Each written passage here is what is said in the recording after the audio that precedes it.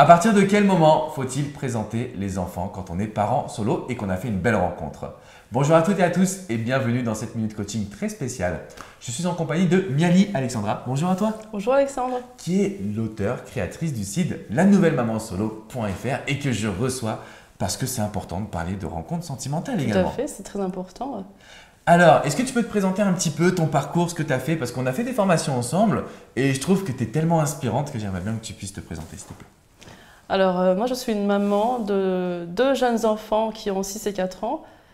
Et je me suis séparée en fin 2014. Et donc, je suis devenue maman solo il y a quelques temps de ça. Et j'ai écrit un blog. Mais ouais, tu as créé ce blog-là parce que justement, il n'y avait pas de ressources. Tu as été une pionnière. Voilà, pour moi, ça. quand je t'ai découvert, je dis waouh, c'est super ce qu'elle fait. Et ça a pris très vite. C'est-à-dire que moi, j'adore écrire à la base. J'adore écrire.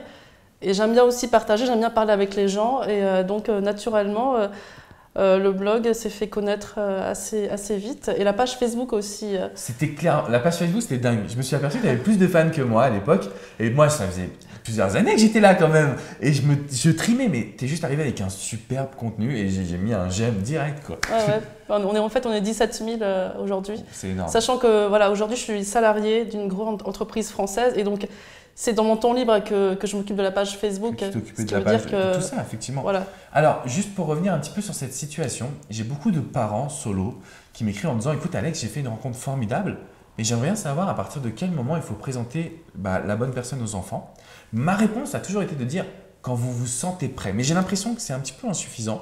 Et je me suis dit « J'ai Miali Alexandra avec moi, je la passe au crible. » Est-ce que toi, tu penses qu'il y a peut-être un moment où comment on présente la situation aux enfants? Alors, je n'ai pas de recette miracle, je ne vais pas vous donner un timing parfait, je ne vais pas vous dire au bout de 2 mois, 3 mois, 6 mois, ça ne marche pas comme ça. Je pense qu'en fait, derrière cette question, il y a la peur. Il y a la peur qui est de se dire « je présente mon mec à mes enfants ». Et qu'est-ce qui se passe si 2 semaines après, 3 semaines après, il se barre et moi, je me retrouve avec des enfants qui sont tristes? La peur, elle est là et déjà, il faut l'accepter. Cette peur, elle existe parce que toute relation, finalement, on ne sait pas la prédire. Et ça, il faut l'accepter. Il faut déjà vivre avec l'idée qu'on peut présenter les enfants à son homme, mais que ça ne va pas empêcher la souffrance qui peut arriver et que la relation peut se terminer. Ça, il faut l'accepter, quoi qu'il arrive. Donc, il ne faut pas se mettre de frein en se disant « j'ai peur que les enfants souffrent si jamais on se sépare ». Il faut accepter, il faut se faire confiance. Et c'est quand on se sent confiant que là, on va présenter les enfants. C'est vraiment c'est super à nous de puissant savoir. Parce que je ne me rendais pas du tout compte qu'effectivement, en fait, moi j'avais l'impression qu'en fait c'était plus le côté quand est-ce que je le présente, donc quand est-ce que la relation est solide, mais en fait ça veut dire que se passe-t-il si l'homme ou la femme part? Parce que c'est vrai que les enfants souffrent aussi d'un nouveau départ, d'une situation un petit peu différente. C'est super important. Merci beaucoup Miali pour cette situation. Et du coup alors, excuse-moi je t'ai coupé, mais il n'y a pas de période idéale. Non. Il y a une peur qu'il faut accepter. Exactement. Ce serait quoi la suite du process? La suite du process? Non, mais déjà par rapport à la question initiale, il faut présenter quand on a envie de faire des sorties avec les enfants. Enfin, je veux dire, le besoin, il devient naturel. Parce qu'au moment où on commence à connaître la personne, on sait comment elle se comporte en tant qu'homme ou que femme.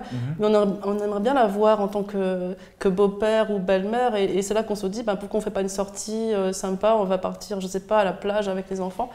Ça va se faire naturellement. L'envie va venir, ça va être… En fait, je pense que les choix dans la vie se font par le cœur. Pas par la peur, mais il faut se dire j'ai envie que les enfants le rencontrent, j'ai envie qu'on passe un bon moment. Et quand on a cette envie-là, il faut l'écouter.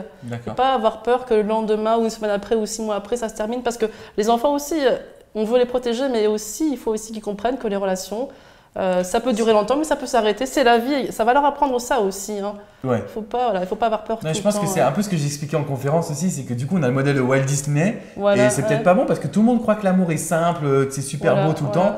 Et il faut peut-être leur donner une autre éducation. Mais alors la question que je me pose, c'est super idée les sorties. Moi je parle beaucoup d'activités de sortie. Mais est-ce qu'on prévient les enfants que c'est notre petit copain, petite chérie, ou est-ce qu'on la joue un peu pote dans un premier temps et puis après on saute le pas? Moi je dirais effectivement plutôt pote, plutôt ami. Dans un premier temps. Et on voit comment ça se comporte et après on concrétise. D'accord, super. Mais aux gens qui pensent que plus on attend, mieux c'est, je dirais attention, c'est comme combien de temps faut-il attendre avant de faire l'amour, c'est pareil. On peut avoir des trop mauvaises surprises. Exactement, parce qu'il y a un bouquin aux USA qui dit ça. En gros, il faut attendre 90 jours avant de coucher. Voilà. Et puis au bout du 90e jour, on couche et puis le 91e jour, je suis quitté. C'est un process qui est compliqué parce que du coup, s'il y avait une règle magique, vous la connaîtrez. Je vous C'est ça. jure, les amis. Mais parfois, il faut savoir se centrer sur toi. Par contre, là, je pense que vous avez un vrai plan d'action désormais. Donc, premièrement, il faut accepter cette peur. Tu me Tout à dis si je fait. me trompe. Bien sûr, il faut accepter que ça peut arriver. Deuxièmement, Et c'est faut pas la avoir- fin du monde. Hein. Et les enfants, ils Exactement. s'adaptent. Les enfants s'adaptent. Et il faut avoir deuxièmement peut-être une idée d'activité. Y aller peut-être dans un premier temps en mode entre guillemets pote. Et puis à après, fait. on concrétise la relation. Super. Voilà. Merci pour tout. Si vous avez des questions, c'est dans les commentaires. Est-ce que Miali, tu y répondras ou pas? Bien sûr, avec plaisir, comme on dit à Toulouse. Exactement, super. Donc n'oubliez pas de vous abonner à cette chaîne et surtout, dans la description, vous avez le lien vers une vidéo privée qu'on a réalisée ensemble parce qu'on a une formation spécialement dédiée aux parents solo. On est né extrêmement fiers, en tout cas moi j'en suis fier. Moi aussi. Super. Donc n'oubliez pas à cliquer, n'hésitez pas à cliquer dessus et puis à aller voir cette vidéo. Je vous dis à très bientôt les amis et encore merci à toi Miali Alexandra.